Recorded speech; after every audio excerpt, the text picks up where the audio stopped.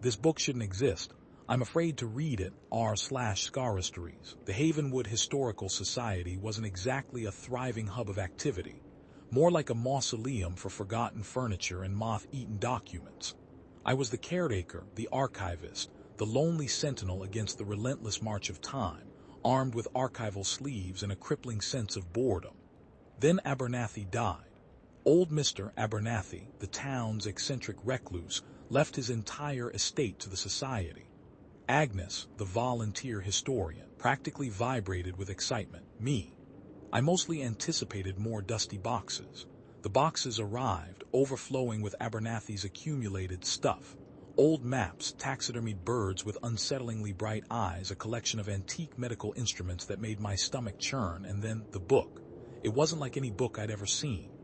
Bound in thick, blackened leather, devoid of title or author, it felt heavy, almost unnaturally so.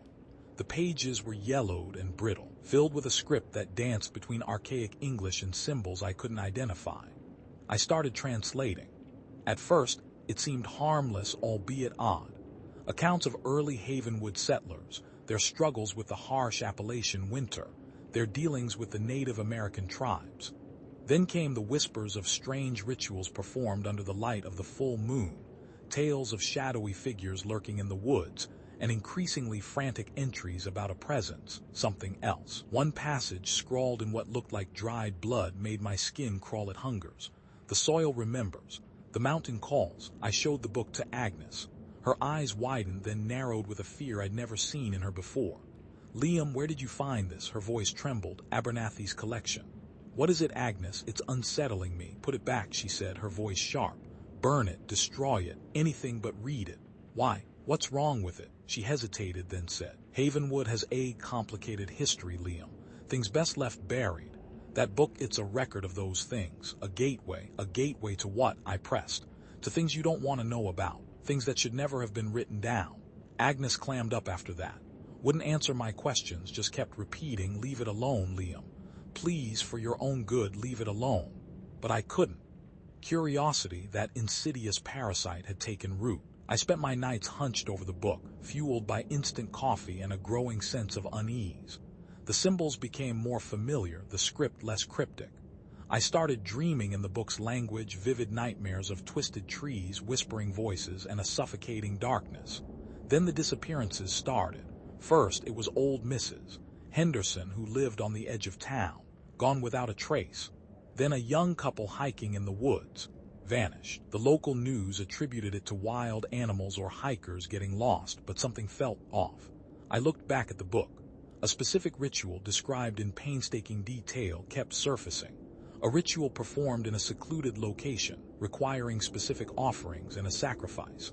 The location, an abandoned mine shaft just outside of town. The Blackwood mine closed down decades ago after a series of unexplained accidents. I went to the police. Detective Harding, a man whose face seemed permanently etched with weariness, listened to my rambling account with a skeptical frown. A book, you say? A book made these people disappear. It's more than just a book, detective. It's a key to something. I don't know what, but it's connected. I can feel it. Harding sighed. Look, son, I appreciate you coming forward, but we're dealing with real-world possibilities here. We'll look into the mine, but I wouldn't get your hopes up. He dismissed me. Another crackpot in a town full of them. Sarah, my sister, was equally dismissive. Liam, you're working too hard. You need to take a break. All those old books are getting to you. But Sarah, it's real, something's happening in Havenwood, and I think this book is the cause. Liam, people disappear all the time. It's sad, but it happens. Don't go chasing ghosts. But I knew it wasn't ghosts. This was something else, something darker, something far more terrifying. I returned to the book. I had to understand. I had to stop it. Strange things started happening at the Historical Society. Footsteps in the empty hallways, whispers in the dead of night, objects moving on their own. The air grew thick with a sense of dread, a suffocating presence that clung to me like a shroud.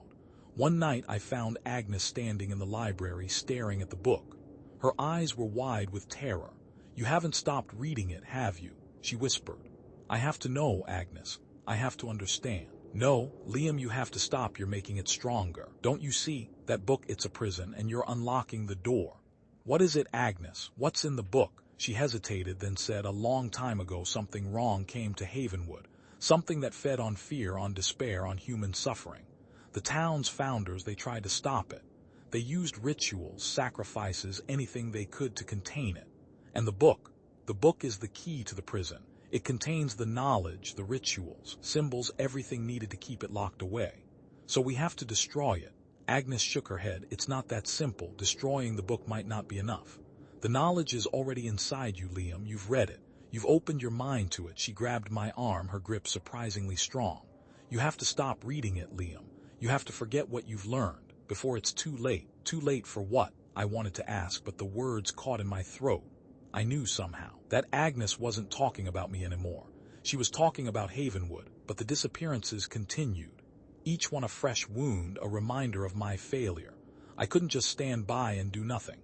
I had to act. I decided to perform a counter-ritual, one designed to seal the entity back into its prison. The book contained the instructions, but it was risky. One wrong word, one misplaced symbol, and I could make things even worse. I gathered the necessary materials: herbs, candles, a silver knife, a vial of purified water, and drove to the Blackwood mine. The air was thick with the smell of decay, the silence broken only by the rustling of leaves and the distant hooting of an owl. As I approached the mine shaft, I saw a figure standing in the shadows. Detective Harding. "Liam, what are you doing here?" he asked, his voice cold. "I'm going to stop this, Detective. I'm going to end the disappearances. You're going to confess, that's what you're going to do. We found evidence linking you to the missing people." "Blood, Liam, their blood, at your house." "That's not true. I didn't do anything." "Then what's all this?" He gestured to the items in my hands. "Some kind of ceremony. It's a counter-ritual to stop the entity, to close the gateway." Harding laughed. "Entity? Gateway? You're insane, Liam. You're coming with me." He reached for his gun, but I pushed him aside and stumbled towards the mine shaft. I had to do this. I had to save Havenwood. I started the ritual, chanting the ancient words, drawing the symbols in the dirt.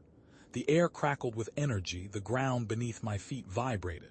The mine shaft seemed to come alive, groaning and creaking as if something was struggling to break free. Suddenly, Agnes appeared, her face contorted with fear. "Liam, stop. You don't know what you're doing. I'm trying to save everyone." "Agnes, you're opening the door wider. You're unleashing something terrible." She lunged at me, trying to grab the book. We struggled, the book falling to the ground. In the chaos, I mispronounced a word, altered a symbol. The air grew colder, the darkness deeper. A low, guttural growl echoed from the mine shaft. The ground trembled. Something was coming. Harding, still recovering from my push, stared at the mine shaft, his face pale with disbelief. Agnes screamed. "We're too late." It's free. A gust of wind swept through the mine, extinguishing the candles. The temperature plummeted. The scent of decay intensified, filling the air with a cloying, nauseating sweetness. Then from the depths of the mine shaft something emerged. I can't describe it. I can only say that it was a presence, a void, an absence of light and hope. It was everything I had ever feared, everything I had ever tried to bury deep within my soul. It was wrong.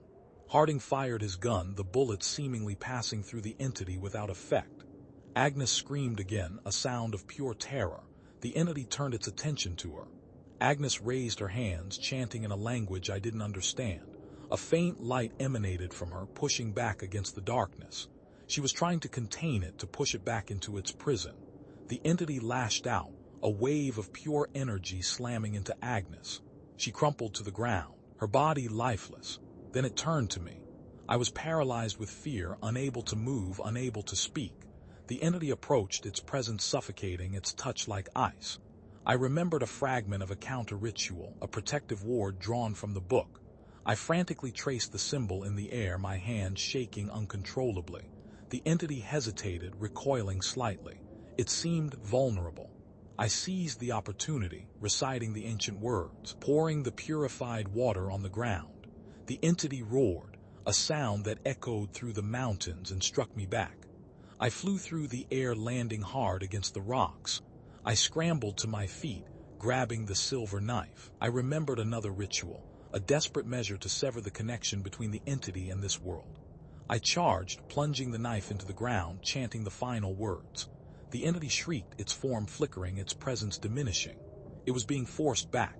With a final earth-shattering roar, it vanished, leaving behind only the smell of decay and the echo of its terror. I collapsed to the ground, exhausted, wounded, and terrified. Harding, still alive but severely injured, stared at me with a mixture of horror and disbelief. I crawled away from the mine shaft, away from the darkness, away from the book. I don't know how long I wandered in the woods. Eventually, I made it back to town, back to the Historical Society. The book was still there, lying on the table where I had left it. It was open, its pages blank, as if waiting to be filled again. I destroyed it, burned it to ashes in the Society's old fireplace. But the disappearances didn't stop. They continued, one after another, each one a chilling reminder of my failure. And I began to notice a change in the townspeople. A coldness in their eyes, a uniformity in their behavior, a subtle shift in their personalities. It was as if the entity hadn't been contained at all, as if it had simply found a new way to manifest, a new host, Havenwood itself.